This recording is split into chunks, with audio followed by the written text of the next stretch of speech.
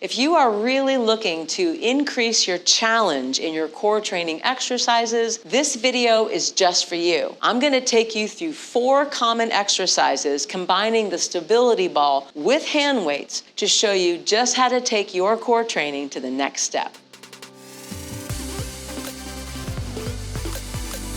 Welcome to the Joint Longevity Lab by Fitness Integrated Science.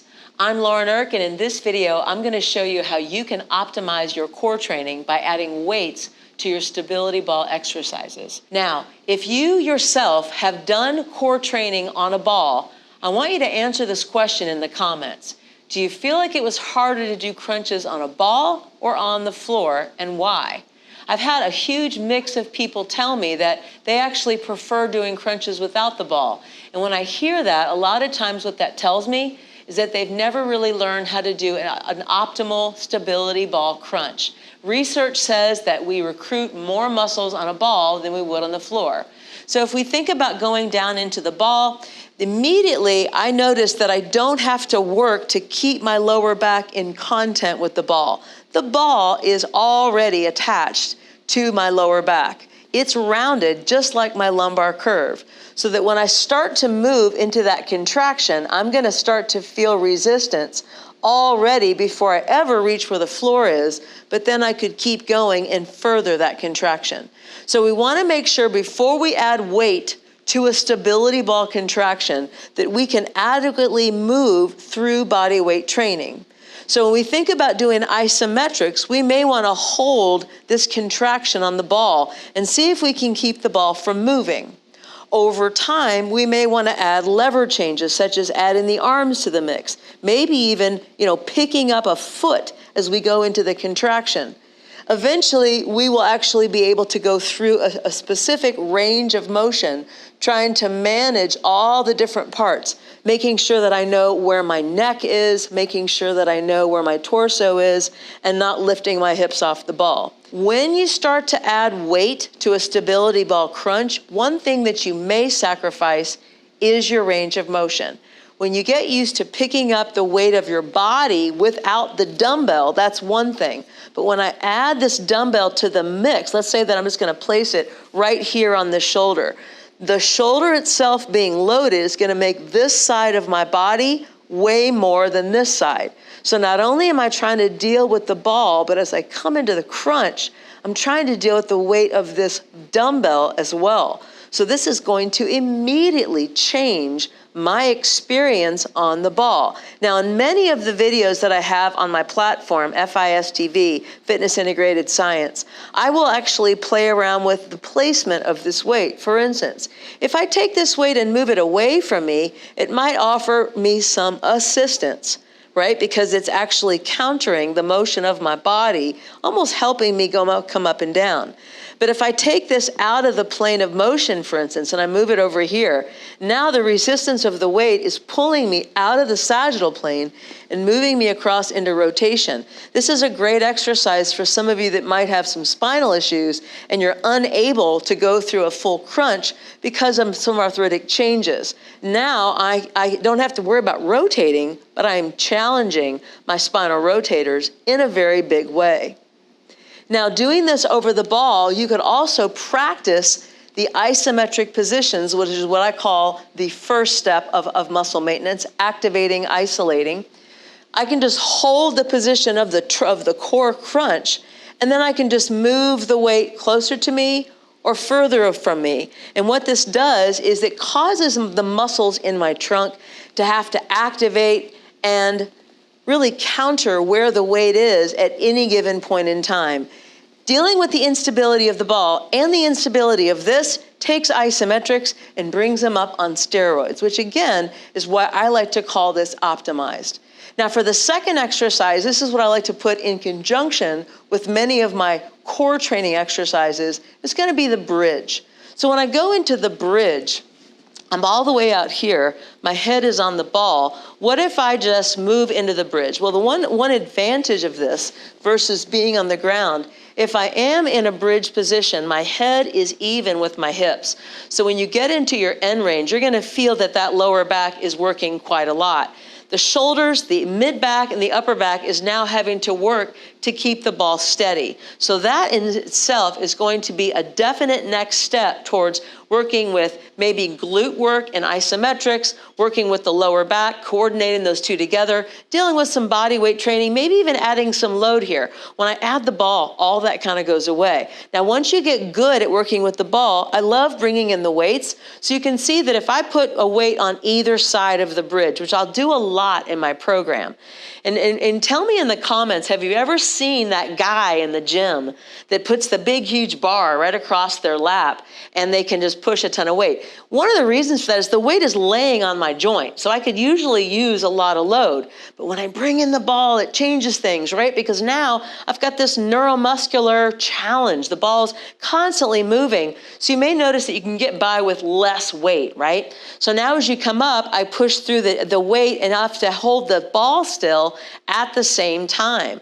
So this is a really nice variation so that you don't have to be that guy in the gym trying to load this huge amount of weight on your pelvis, which, let's be honest, that is not comfortable in any way, shape, or form, right? So then what you can really play around with, and this is one of the things that I love doing on my platform, I love this asymmetrical unilateral loading of the weight, because now as I'm trying to hold this ball steady, I have one side of my body that's actually loaded and the other isn't. So I'm having to bring in a lot of my spinal rotators, just like I showed you in that crunching exercise on the ball, just to be able to move through this range of motion. Not to mention the fact that I could even play around with narrowing my base of support by taking the legs together, or even picking one leg off the floor, which is super, super hard. One of my most favorite positions to train is the bridge, because we really don't get a lot of that training in our daily life.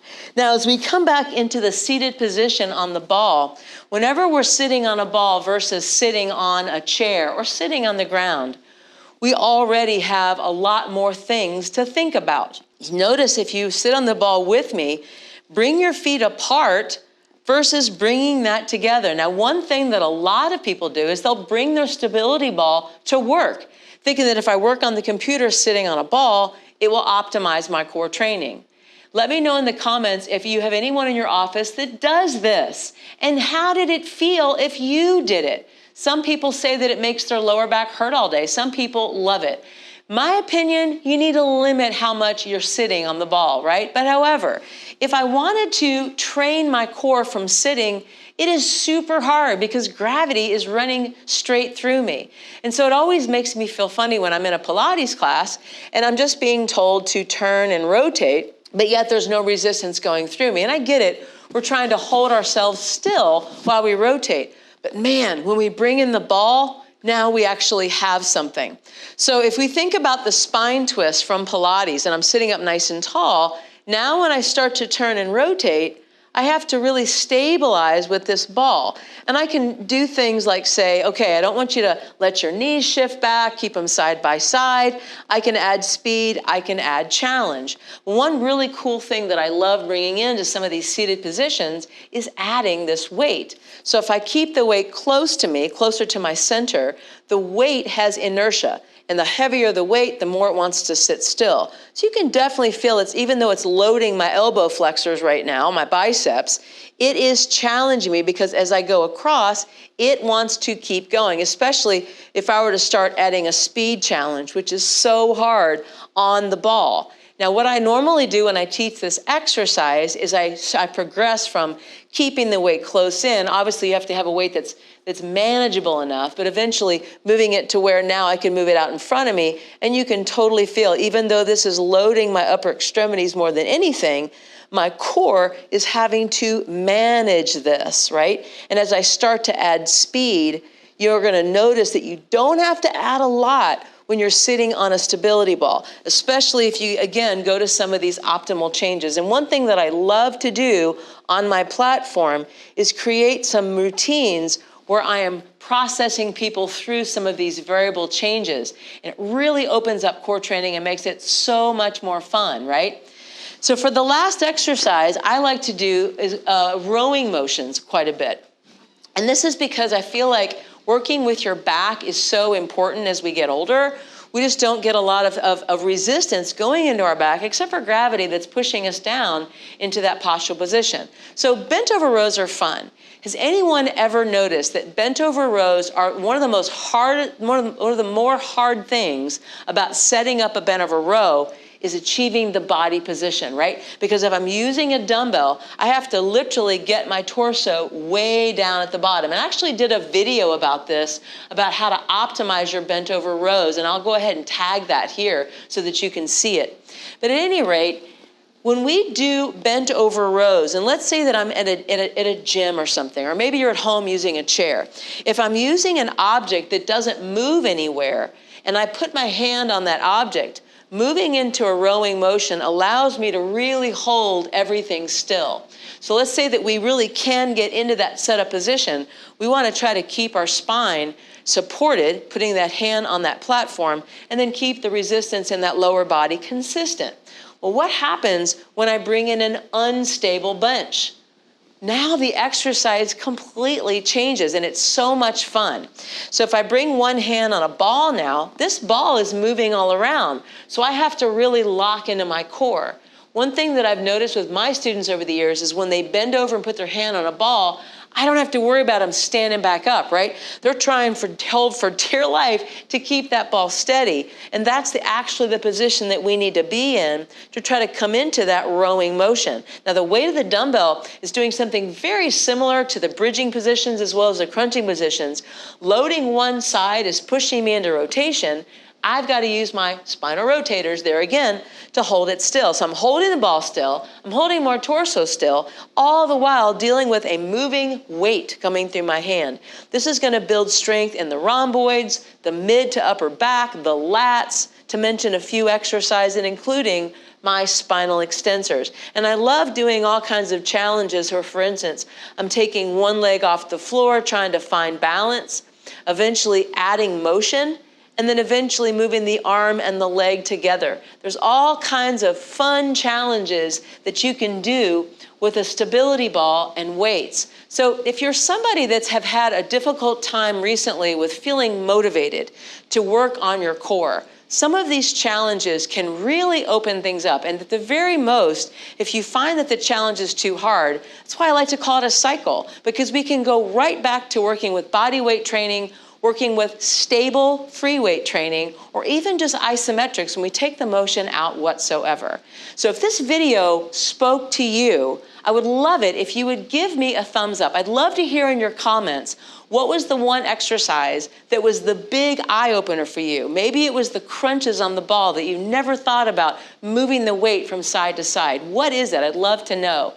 If you want more information about how to create long exercise routines built around these challenges, I highly recommend that you head over to Fitness Integrated Science TV. I have lots and lots of stability ball videos from Pilates, core training, yoga, bar, even with just weights themselves, building muscle, that are all centered around the stability ball.